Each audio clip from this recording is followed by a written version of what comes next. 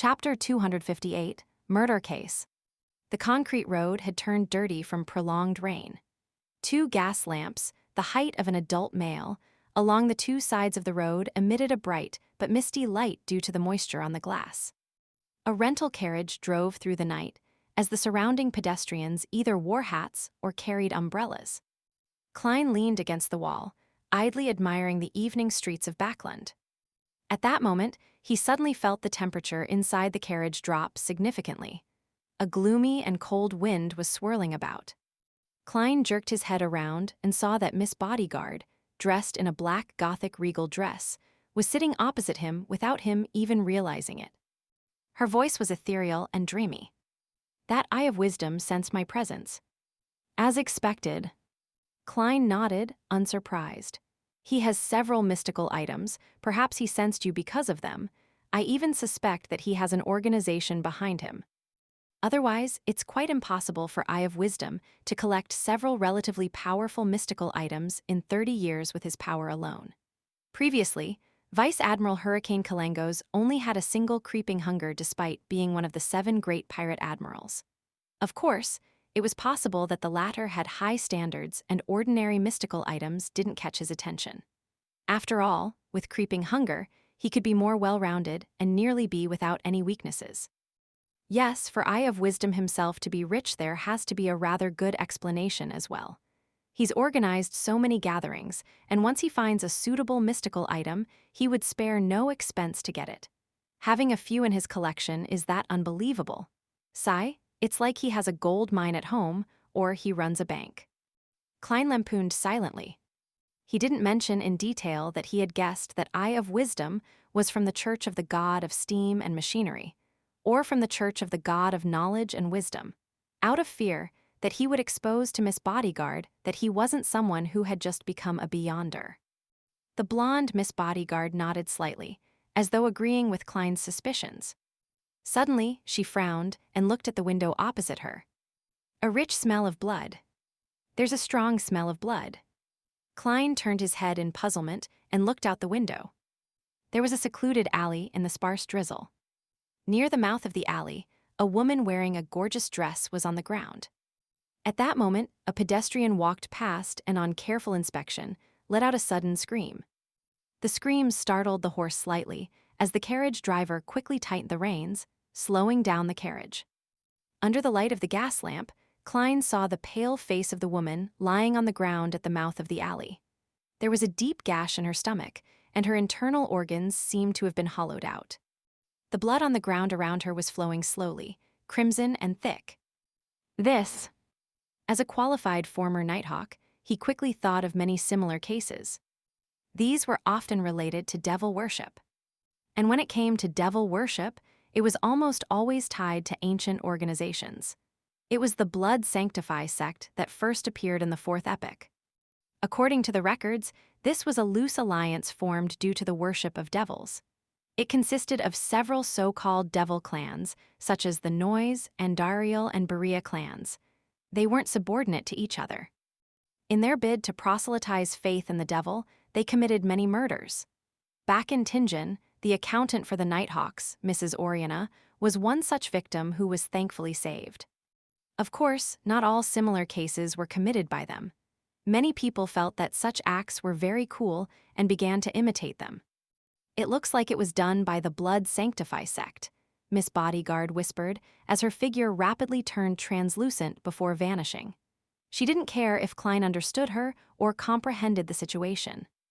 At that moment, the carriage had already passed the scene of the crime. Klein also noticed that the patrolling police had arrived, so he held back his idea of getting off the carriage to observe and instead chose to act as an ordinary citizen who was passing by. "Yes, citizen Mr. Moriarty." The Blood Sanctify sect has the criminal pathway, which is also known as the devil pathway. It's said that after sequence 7, the corresponding Beyonder would gradually turn demonic. However, they would only reveal those signs under certain circumstances. Sequence 9 criminals have strong bodies, keen instincts, and a variety of criminal abilities, but their conscience isn't gone yet. Sequence 8, known by its ancient name Cold-Blooded, has the modern name Unwinged Angel. It means that from that moment forth, they lose their conscience and revel in evil desires, with bodies that look even more inhuman. They would also obtain some of the magical powers of the devil. Sequence 7 serial killer grasps a good deal of knowledge and rituals regarding devil worship. They like to please the devil with special serial murders. I don't know the sequences after that. The information regarding the Blood Sanctify sect and the devil pathway flashed past Klein's mind. The rain outside seemed to become heavier as the rain on the windows converged and fell, and the whole world became quiet and unclear. What's the point of thinking so much? Such matters would definitely be taken over by a Beyonder squad. It might be the mandated Punishers or Nighthawks. There's no need for me to worry. Klein shook his head with a laugh as he muttered in his mind. By the time he returned to 15 Minsk Street, he had forgotten about the murder case. He went next door and knocked on the Sammers' front door, asking Mrs. Stellan to tell Mary that she could come for the evidence tomorrow afternoon. Following that, he washed up and read the newspapers, learning about the current situation and news in Backlund. On Saturday morning the next day, Klein enjoyed his breakfast slowly and went out to pick up the freshly developed photographs.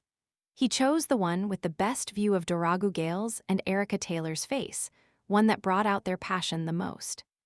After putting the photos away, he went to the Rice police station before Mrs. Mary arrived and successfully got the bail money that was worth £10 back.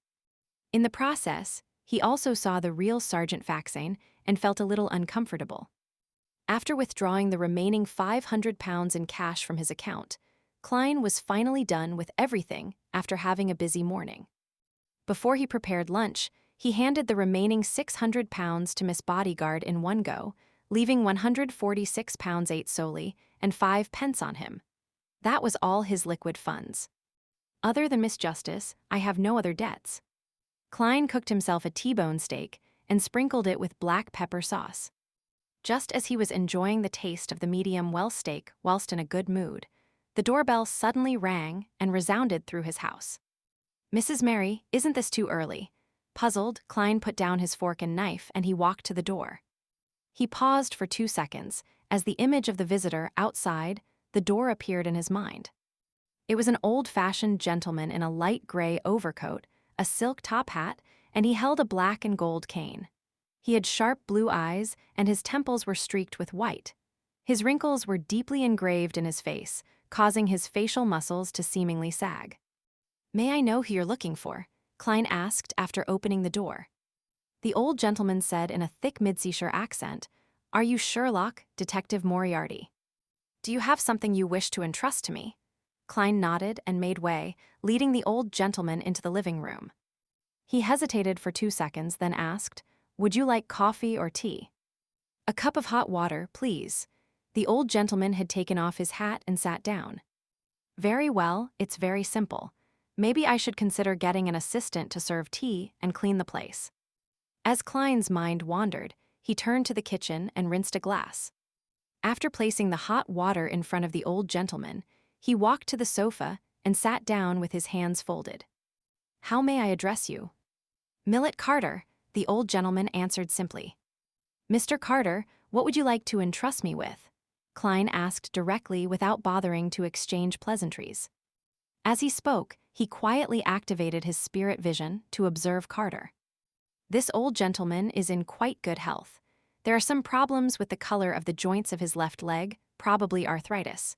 His emotions are mostly blue from calm thinking, with a hint of anxiety. With just a glance, Klein had come to a general conclusion. Millet Carter lifted the white porcelain cup and, while rubbing its surface, said, "The thing is, I've bought a house on William Street. Heth, I come from Midseashire, and because of my business, I'll be living in Backlund permanently." William Street, where's that? Having been in Backlund for less than a month, Klein, who had to consult the map or rely on his intuition, tried his best to appear staid and reliable. Millet Carter looked at him, and under his gaze he continued, "Rumor has it that the house was originally owned by a bankrupt viscount. That was about 2 to 3 decades ago. After a few changes of hands, I finally bought it.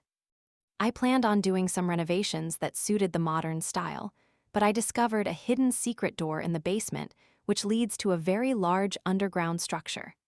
Considering that it might not be safe inside, I temporarily stopped construction, and I prevented the workers and servants from rashly exploring it. I hope that you can help me confirm the situation inside the underground structure. Underground structure, ancient ruins, secret treasure. Klein thought and said, "Why didn't you call the police?" The resources that the police can mobilize are more than 100 times that of a private detective like me can muster. The results of the exploration will definitely be better and more reliable. Millet Carter rubbed his nose bridge. I don't want too many people to know about this, especially the government. If I confirm that there is no danger within the underground structure, then I intend to use it as part of the structure and repurpose it. I know that this is a high risk for you, and I'm willing to pay £50 for it.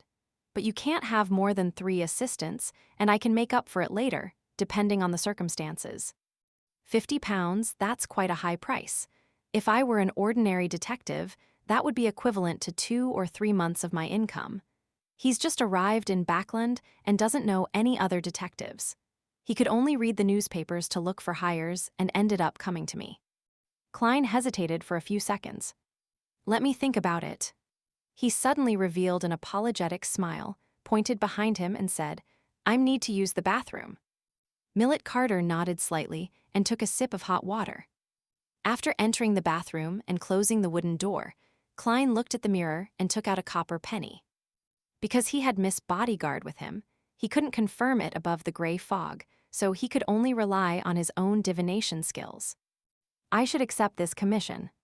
Klein chanted 7 times and flicked the coin as he watched it tumble down. Thud! The copper coin fell into his palm, and the king's portrait faced up, indicating a positive response.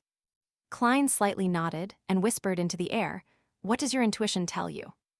Miss Bodyguard's figure quickly appeared in the mirror. She replied expressionlessly, There's a certain amount of danger, but it's not great. Very good. Klein put away the coin, washed his hands, and walked out of the bathroom and into the living room. He looked at Millet Carter and said with a smile, I'll take this commission,